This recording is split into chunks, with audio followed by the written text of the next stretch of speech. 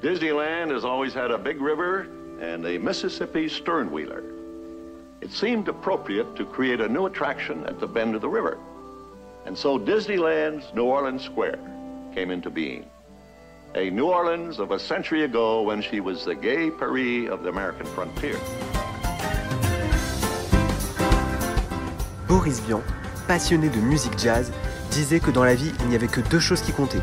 Premièrement, l'amour et deuxièmement, les musiques de la Nouvelle-Orléans.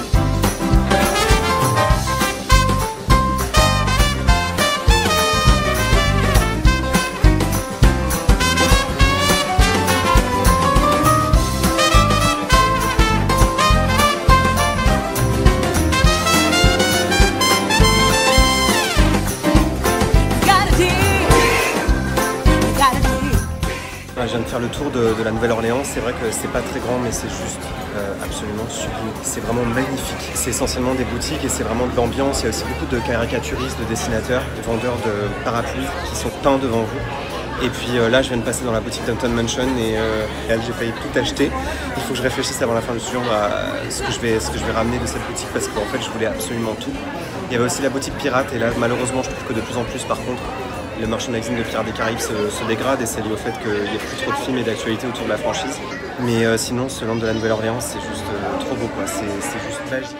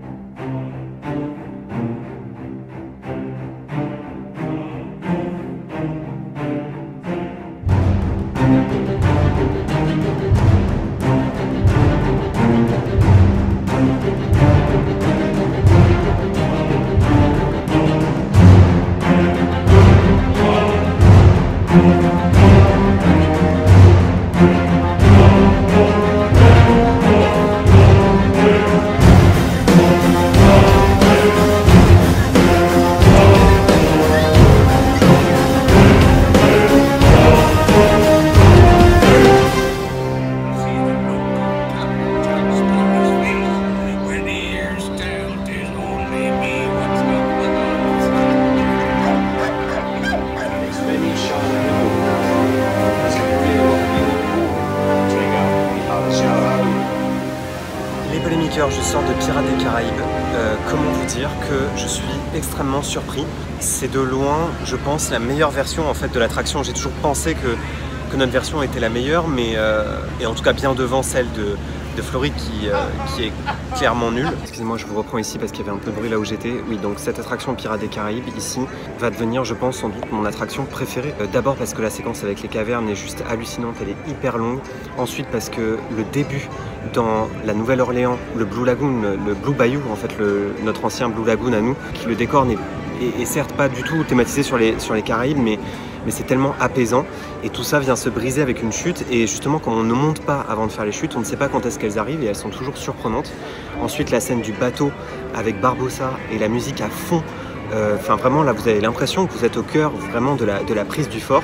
Et enfin il y a une scène de fin où tous les pirates sont bourrés, enfin sont complètement alcoolisés et du coup ça sent le rhum dans la pièce.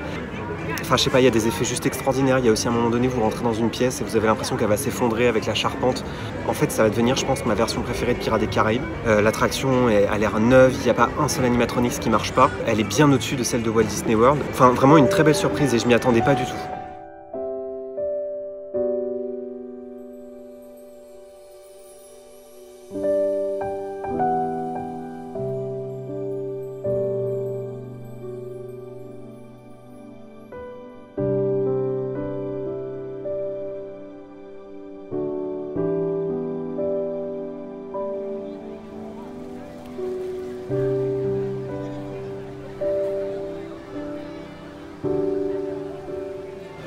Les polémiqueurs, c'est vrai que ce château Disney, il est très familier. Vous l'avez reconnu, c'est en fait le logo qu'il y avait sur nos cassettes, nos VHS, avant que le logo se transforme en château de Walt Disney World.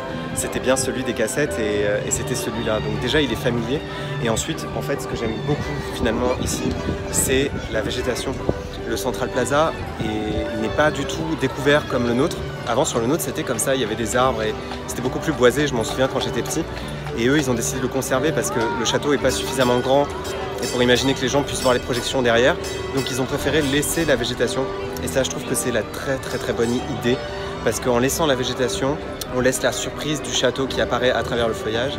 Et du coup, sa petite taille est moins grossière.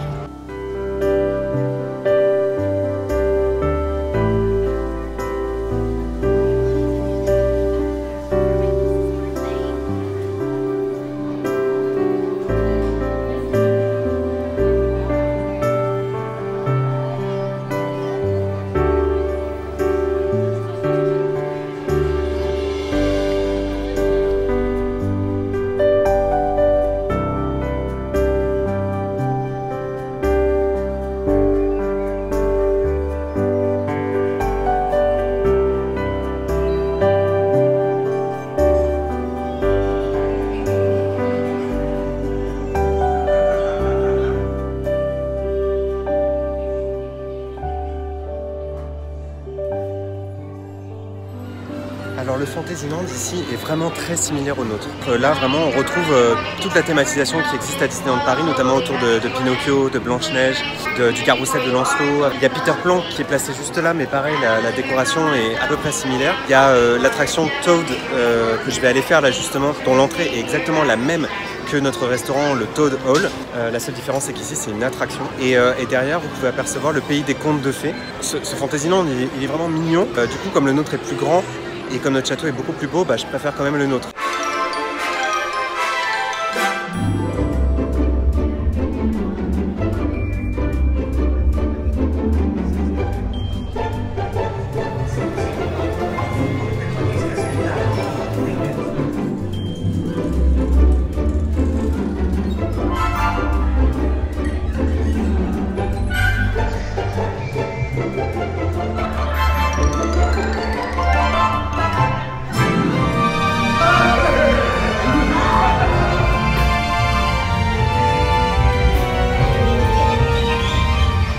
Voilà les polémiqueurs, je viens de faire Toad. Il y a toute une thématique autour de la restauration. Donc je comprends pourquoi Disneyland Paris c'est un restaurant, mais c'est vrai que de toute façon, de manière générale, c'est impossible de saisir les références si on n'a pas vu le dessin animé qui s'appelle Le Crapaud et le Maître d'école. Si on n'a pas vu ce dessin animé, on ne peut pas saisir les références et moi-même je ne l'ai pas vu, donc je comprends rien à ce qui se passe, je comprends rien à l'histoire. L'univers a l'air très sympathique. Très ancien, hein, ça a l'air d'être un très vieux dessin animé. C'est vrai que c'est déjà un miracle en fait qu'on ait une version de cette attraction à Disneyland Paris, que ce soit un restaurant, parce que je pense que la plupart des gens ici n'ont pas les références non plus, quoi. Par contre l'attraction est vraiment populaire, les enfants l'adorent, elle va super vite et c'est un peu sur le principe de l'attraction Pinocchio et l'attraction Blanche-Neige, mais c'est vrai que c'est spécial.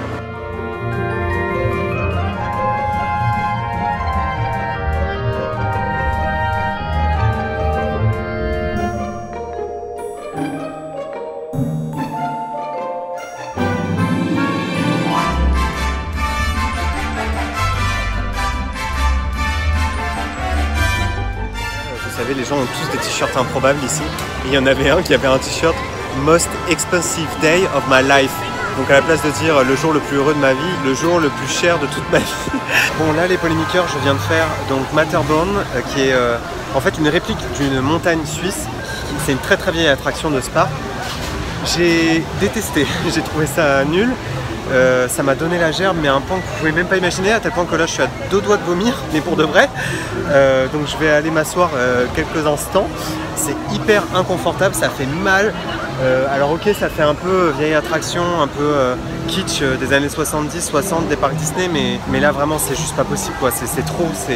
Donc ça fait un peu penser à Expédition Everest parce qu'il y a le monstre du Yeti, enfin en tout cas la version européenne du monstre du Yeti. Mais cette attraction elle est sans intérêt quoi, enfin à part le décor extérieur. Du coup je vais aller faire le ride Alice au Pays des Merveilles que je viens de découvrir. Je savais absolument pas qu'il y avait un ride Alice au Pays des Merveilles, donc je vais aller le faire tout de suite, c'est parti.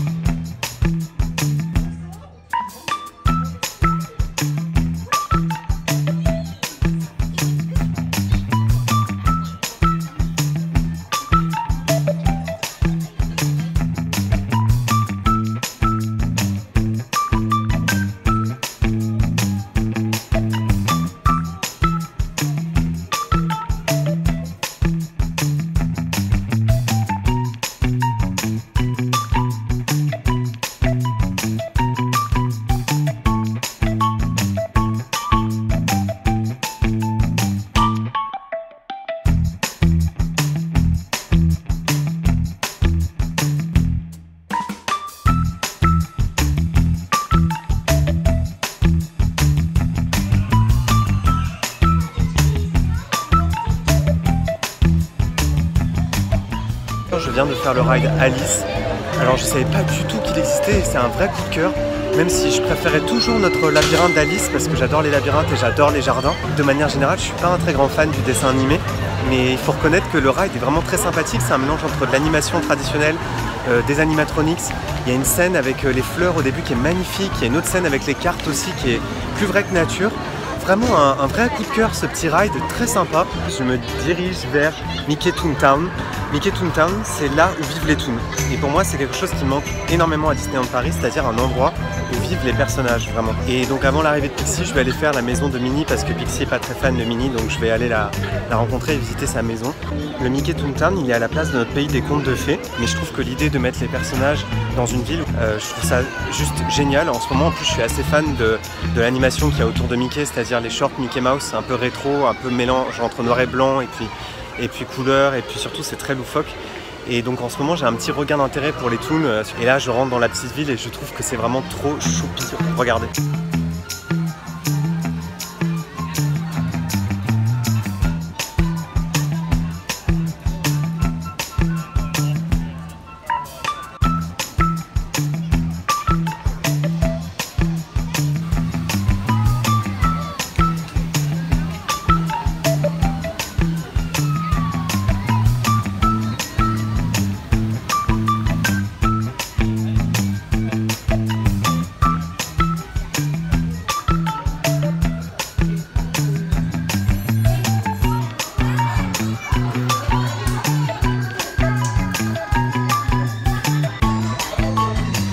Alors je suis grave déçu, il n'y a pas Minnie. Je trouve ça pas très classe de sa part. Bon, en tout cas, c'est vraiment très sympathique cette petite ville, même si c'est surtout à destination des enfants. Je trouve que c'est magique de pouvoir venir ici en disant bah voilà, c'est là où vit Mickey, c'est là où vit Minnie. Ils ont une ville, ils ont une mairie, ils ont des attractions, ils ont leur univers à eux. Et ils nous accueillent ici, là aussi. Et en plus, comme c'est un peu derrière le Fantasyland, c'est un peu, venez voir un peu les coulisses de comment vivent les Toons. Je trouve ça vraiment très mignon et je trouve que c'est une super idée. Et vraiment très sympa là, cette petite ville qu'a réussi à se faire Mickey. C'est fou ce que de nos jours on peut faire avec 4 doigts quoi, c'est un truc de dingue.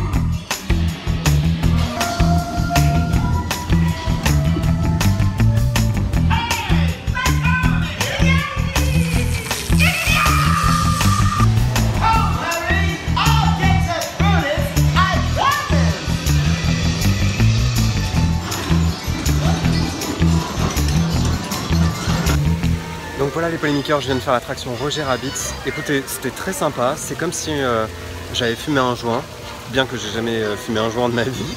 La voiture tournait sur elle-même, donc ça donne aussi un peu le tournis. C'est drôle, c'est rythmé, ça va vite, il y a plein de couleurs. Moi je suis pas du tout familier de cet univers. Il n'y a pas du tout de live pour le coup, hein. C'est que des toons, c'est que de l'animation, parce qu'il me semble que dans Roger Rabbit, il y a un mélange de prise de vue réelle et d'animation. Bon, c'est très sympa, mais je voudrais pas du tout de ça à Disneyland Paris, vous voyez. Là pour moi c'est trop américain et ça me parle plus trop, mais c'est marrant quand même.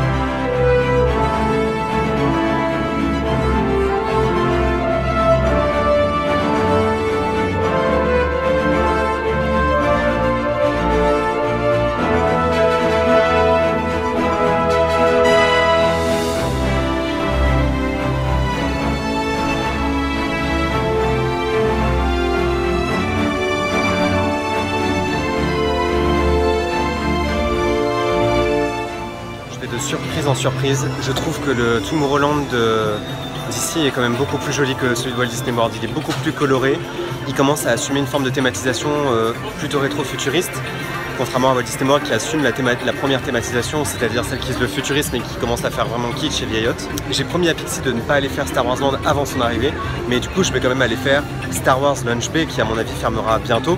C'est pour patienter quoi, en attendant.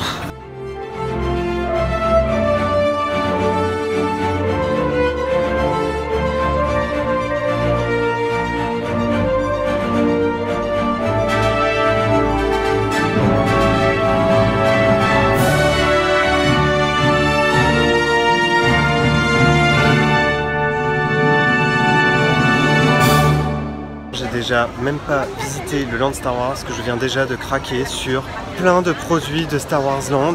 Je vous montrerai ça dans un haul évidemment dédié. Par contre les rencontres personnages c'est pas top, il y a que Chewbacca et Dark Vador. Là où à Walt Disney World vous aviez Rey, vous aviez Kylo Ren, il y avait même BB-8. C'est un peu dommage. Après bon cette zone là elle est forcément amenée à disparaître en fait avec l'arrivée de Star Wars Land. Et d'ailleurs il y avait absolument personne dedans et même Star Tour il y avait plus beaucoup de monde. J'espère quand même que Star Tour suivra à tout ça et que peut-être même Star Tour sera déménagé dans Star Wars Land. Mais c'est vrai que ça fait un peu No Man's Land en fait du côté Tomorrowland. Les polémiqueurs, c'est ainsi que se termine ce vlog à Disneyland. Je suis encore vraiment ébloui par ce parc. Alors certes, il n'est pas très grand et encore. Je suis pas sûr qu'il soit aussi petit qu'on le dit. Et je me demande même s'il fait pas finalement la taille de notre Disneyland Paris. En tout cas, et c'est ça la force de ce parc, c'est que tout l'espace est utilisé et surtout il est optimisé. Et c'est ça qui m'hallucine. C'est que les attractions elles ont l'air neuves alors que c'est les plus anciennes de tous les parcs Disney confondus. Les attractions sont toujours immenses en intérieur, à défaut de thématisation en extérieur, elles sont toujours énormes en intérieur. Il y a à la fois ces rides qui sont extrêmement nouveaux, extrêmement modernes, et puis en même temps, ils arrivent à conserver l'héritage de Walt Disney et à conserver de vieilles attractions. Et je pensais pas que ça me ferait à ce point-là cet effet, mais enfin voilà quoi, ce parc pour moi devient mon parc préféré Disney au monde quoi. Alors ok, le château il est ridicule, il est tout petit, mais ça fait partie de cette authenticité et de cet héritage. Et puis à côté de ça, vous avez des lands aussi vieux comme Frontierland et qui ont toujours un charme incroyable. Vraiment c'était une journée magique et encore merci pour tous les conseils que vous me donnez là pendant que je fais ma visite. Et j'ai vraiment hâte de partager ça avec Pixie. Et voilà, je suis encore vraiment ébloui par ce parc, même Tomorrowland qui est franchement kitsch, et ben même là ils arrivent à en tirer profit avec des palmiers, avec de l'eau, ils arrivent à en faire quelque chose alors que franchement au départ c'était un land qui était kitsch. Donc voilà, encore merci de me suivre les polémiqueurs et je vous fais de gros bisous depuis Disneyland Resort.